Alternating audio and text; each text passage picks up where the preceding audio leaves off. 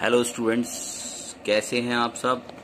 और अब exams over हो गए हैं और हमें स्टार्ट करना है। अब मैं हाफ ईयरली का सिलेबस अब और आज से क्लासेस स्टार्ट करनी है।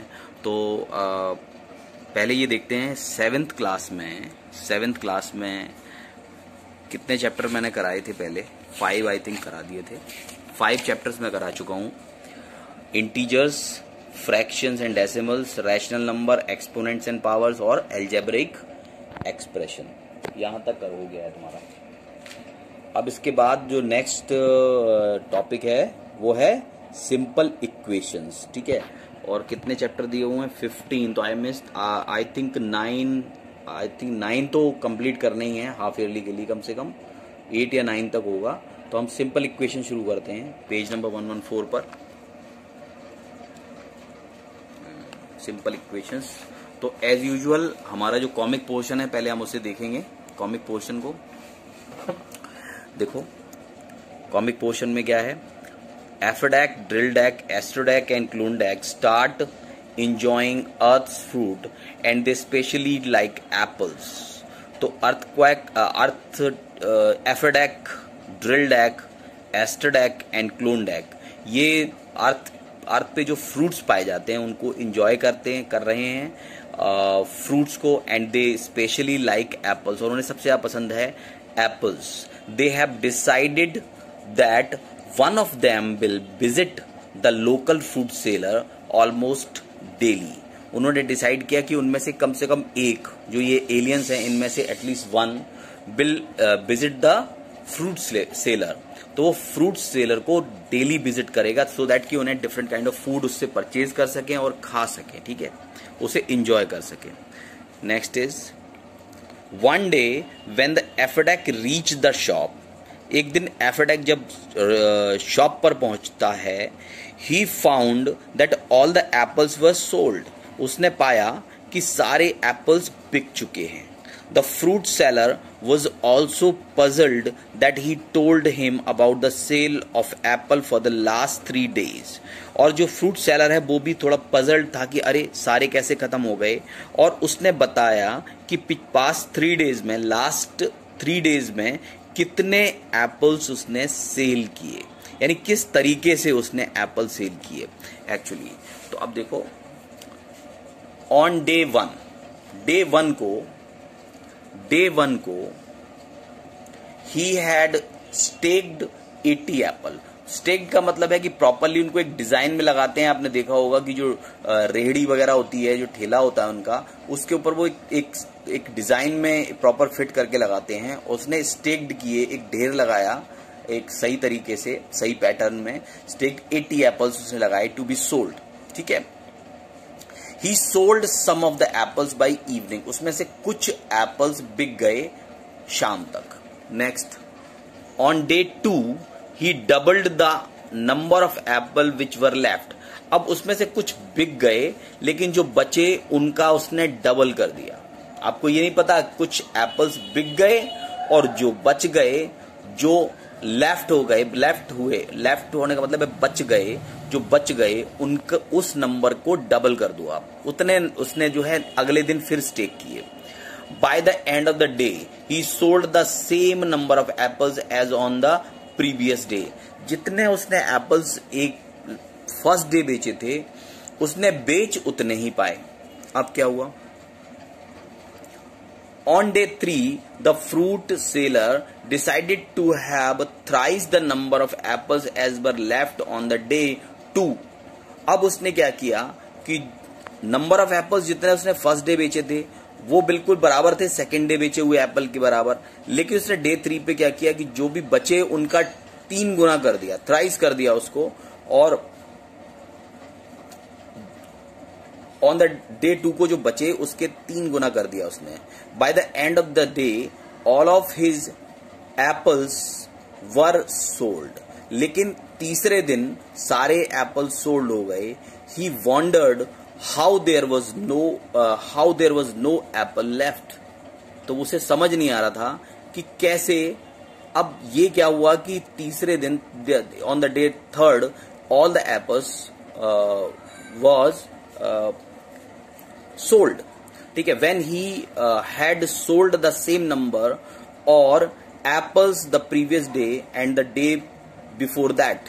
तो उसको ये पजल समझ में नहीं आ रही कि तीसरे दिन जो एप्पल लेफ्ट थे उन पूरे उसका 3 टाइम्स करके भी, उसे बेच के भी उसे 3 टाइम्स करके भी सारे एप्पल्स बिक गए। तो वो थोड़ा पजल्ड था। ठीक है, तो इस पूरे सिंपल इक्वेशन में जो कॉमिक पोर्शन है, इस एप्पल की जो ये जो स्टोरी है 3 दिन का जो डाटा है, इसके बेसिस पे आप कैसे पता करोगे कि उसके पास एक लास्ट डे कितने एप्पल, इतने सारे एप्पल कैसे बिक गए। तो मिस्ट्री क्या सॉल्व करनी है कि 3rd डे उसके एप्पल कैसे सारे के सारे सोल्ड हो गए। ठीक है, जबकि वो उनको डबल और ट्रिपल कर रहा था इवन। अब देखो इस पे मिस्ट्री लिखोगे कि कैसे एप्पल जो है वो तीसरे दिन पूरे के पूरे बिक गए। अब इसमें 4 क्लूज हैं। The fruit seller may have less Apple for sale, इसका मतलब है कि डे 3 पर बहुत कम एप्पल्स बचे थे बेचने के लिए। दूसरा, can be take the help of algebra to solve this equation, क्या हम एल्जेब्रा से सॉल्व कर सकते हैं क्या। और एस्टरडैक बोल रहा है why not we can take the number of apple sold on day 1 as x. तो हम डे 1 को जो एप्पल हैं उनको एक्स मान सकते हैं, उससे निकाल सकते हैं। May be it is not the number of apple sold but the number of apple added. तो इसमें हम क्यों इस पर दिमाग लगा रहे हैं कि एप्पल सोल्ड पर क्यों केवल फोकस कर रहे हैं, हम एप्पल एडिड पर भी करें। ठीक है, तो ये उनके क्लूज हैं और उन क्लूज के बेस पर आपको हाइपोमेनिया करना है। हाइपोमेनिया में लिखना है कंक्लूजन कि आप क्या करेंगे तो कि आपको मिस्ट्री जो है वो सॉल्व कर पाएंगे।